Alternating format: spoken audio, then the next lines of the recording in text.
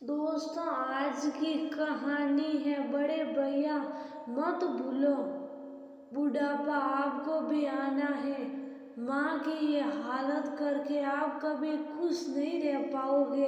दोस्तों, कहानी शुरू करने से पहले अगर आपने हमारे चैनल को अभी तक सब्सक्राइब नहीं किया हो तो कर लीजिए, ताकि आपके पास पहुंच सके हर नया। तो फिर क्या निर्णय लिया आपने? साया ने विवेक से पूछा।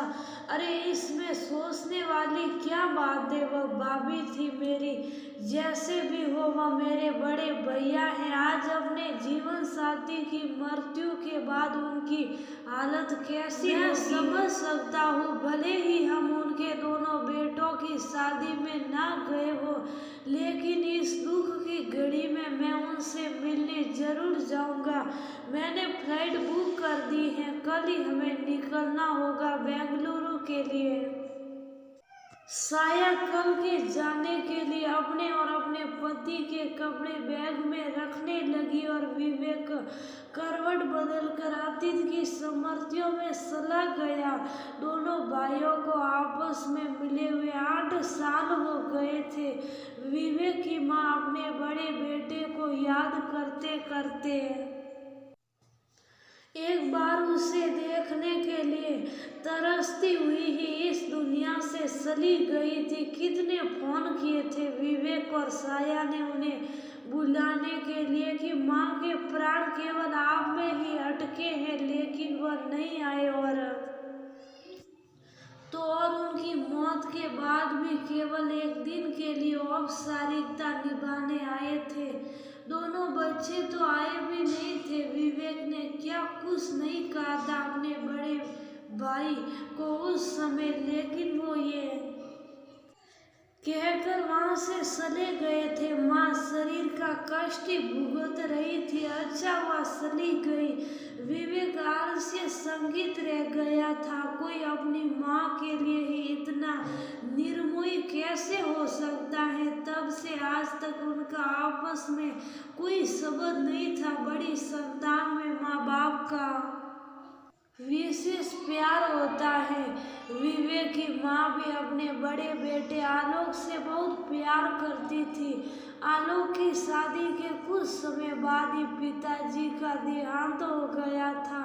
कुछ समय बाद ही आलोक अपनी पत्नी के साथ बेंगलुरु में शिफ्ट हो गए थे। 2-3 साल में एक बार मिलने जाता था। माँ के बार बार कहने पर एक बार मेरठ में आया हुआ आलोक अपनी माँ को अपने साथ बेंगलुरु ले गया था। कुछ समय तक तो ठीक था, लेकिन माँ का वहाँ रहना उनकी पत्नी और बच्चों को बहुत अखरने लगा था। माँ इस सब से अनजान नहीं थी, लेकिन विवेक के मना करने के बाद भी खुद जिद करके अपने बेटे के पास आई थी।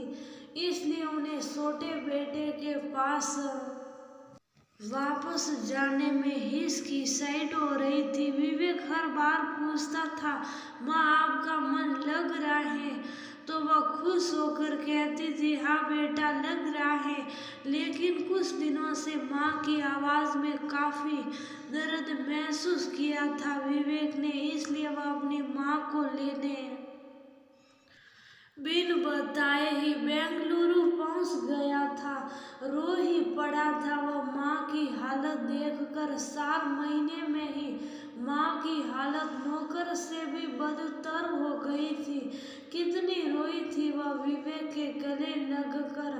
क्या क्या नहीं सुनाया था। विवेक ने आलोक को, मत भूलो भैया, बुढ़ापा आप पर भी आना है। आपके भी 2 लड़के हैं।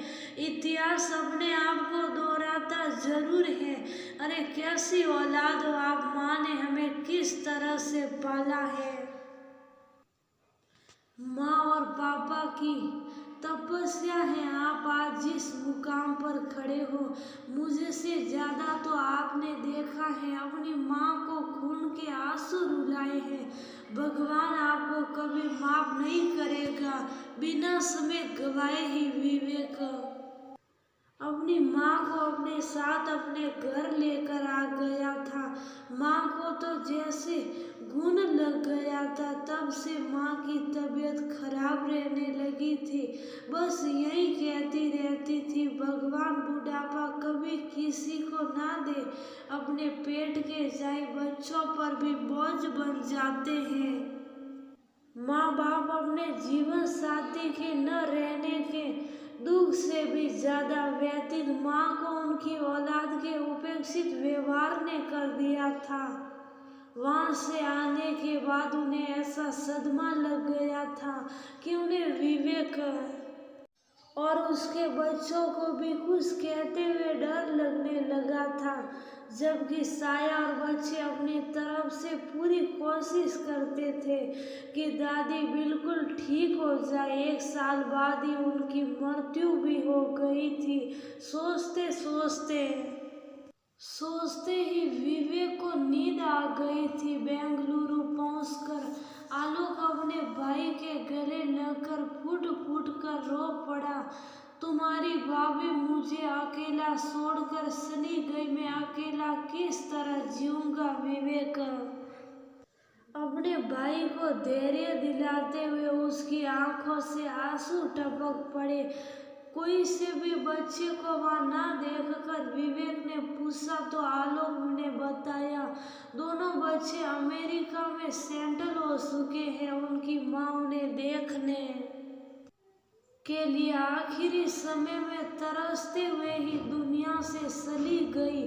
बच्चों ने तो ये कहकर भी पल्ला झाड़ लिया था, जब कैंसर जैसी घातक बीमारी है तो माँ का दुनिया से जाना ही ठीक है। उन्हें अपने कष्ट से भी मुक्ति मिल जाएगी। सच कहा था विवेक तुमने। हम कितनी भी ऊंचाइयों पर क्यों न पहुंच जाए, हमारे ही कर्म हमें नीचे जरूर गिरा देते हैं। जब तक शरीर ठीक से काम करता है हमें लगता है कि जैसे हमें बुढ़ापा नहीं आएगा। तुम सही कहते थे, इतिहास अपने आप को दोहराता है, बस चेहरे ही तो बदल